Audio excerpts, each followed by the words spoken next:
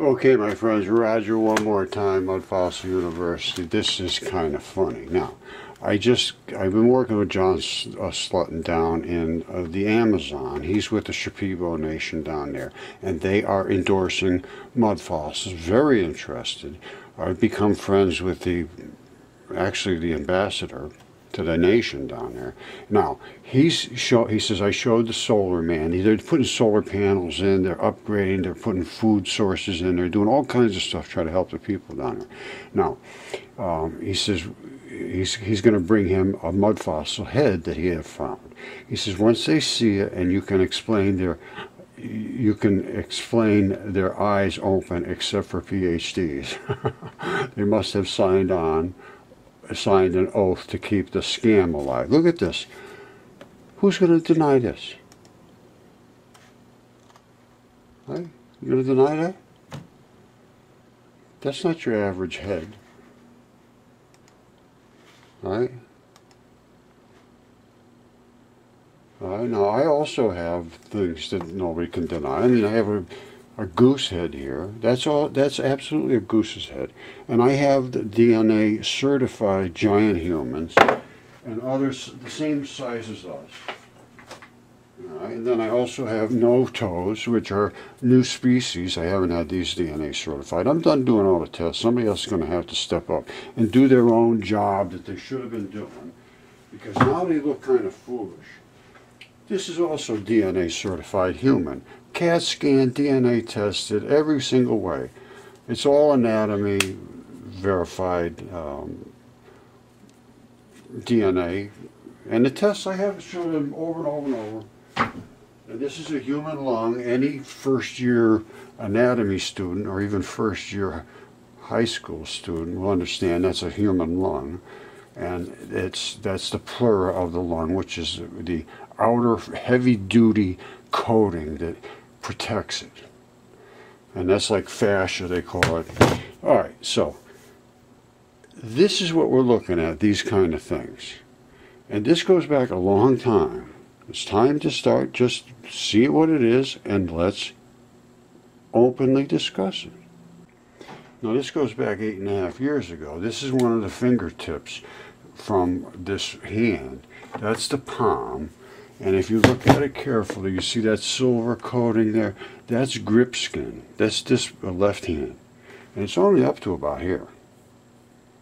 And that's the palm, and that's the tissue that is the bumpery tissue that's on your hand. And that's like a ligament, tendon, whatever you want to call it, running down this way. And that's the bottom part of your hand. Now, and I have fingers and knuckles and all kinds of things from this, and I have some parts of the feet too. But, and you see in the CAT scan, no question what it is, absolutely undeniable. And of course the DNA tests as well are undeniable. Now, this also is undeniable and was CAT scanned, and when we had a CAT scan and I had called to force them to engage, to talk to me, it ended up with a lawyer and police saying, leave these people alone. Now, this is obviously the guy's nose and what's inside of his nose. I don't think anybody carves cartilage and broken skin and then the blood, you know, we all know this now is blood. And up here is actually, it has a cap on. If you look at this very carefully, you can see the weave going up and under and so forth. Now, it appears, and Jim Burchell was the owner of, well, Arlie Caudle has the head down in Kentucky. Jim Burchell and I did some work with this, and he ended up taking it down to University of Texas in Austin. And that's where the nightmare happened.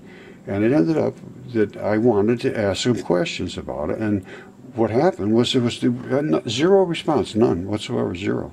And I finally I flooded them with emails, and they said, don't bother these people again or you're going to be in trouble. And not only the lawyer, but police. So what could I do? But now I think it's time to understand this is all true. I have all the facts to support what I'm saying. So to just deny it now is not right at all, I don't think. Okay, I showed you all my stuff, and it's DNA certified. That's from Heath Bowman. He hasn't had it tested or anything, but I'm pretty sure what I'm looking at. Now, let me show you something from Kim.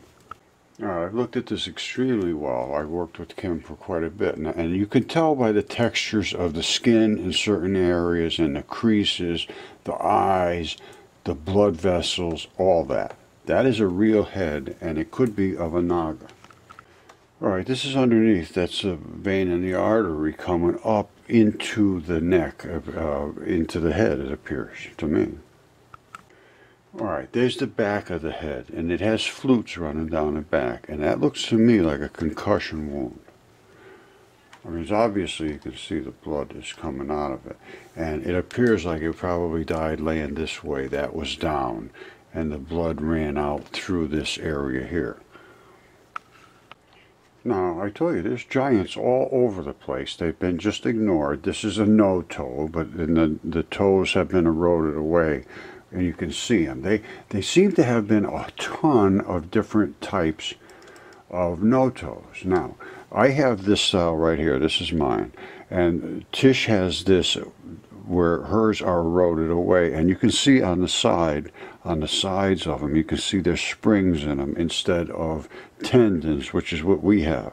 But you see the ball right here? You see that strap? There's the ball right there.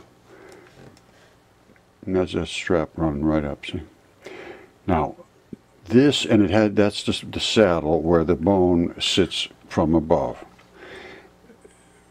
Similar, but this is spring-loaded instead of tendons.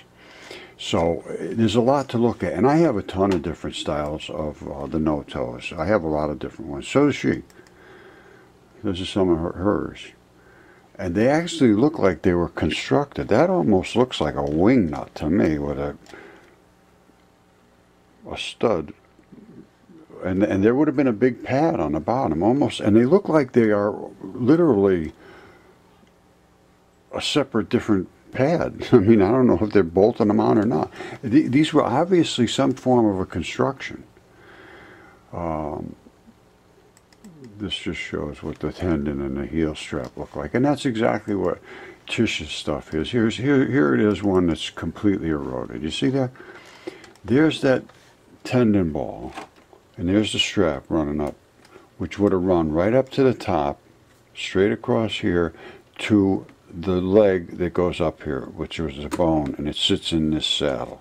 Now, that allows this to move up and down in the saddle, rotate. Now, what do we have here? I've shown this many times. There would have been toes in front, inside the flesh.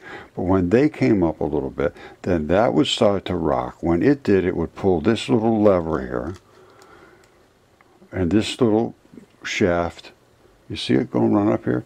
It's going to pull this in. As this thing bends up, this gets pulled in. You got a gap here. It comes in like this. It spring loads, and then when you come back down, it drops back down. Now, she's got a full leg of this, and they have another assembly up here, which is another one of these. Well, let's look at that real quick. All right, this one has very similar, almost identical. It's got the springs on the side. This has a spring on the side, and this is the same material the tendons are made out of. You see this white strappy stuff, very, very tough. And another, it's got the strap back here. Now, I mean, I don't know if the strap is on this one. I don't know. I mean, it was a batch of different styles. I have at least 3 different types of no-toes right here in my shop. Tish's appear to be a little different than mine. And then there's a whole other ton of them I see everywhere. I mean, I've seen literally hundreds of different pictures now from people sending me stuff. And it's got to be at least a half a dozen or more absolutely certain different types of no-toes. Which are, to me, that's a constructed device. I don't know what else to say.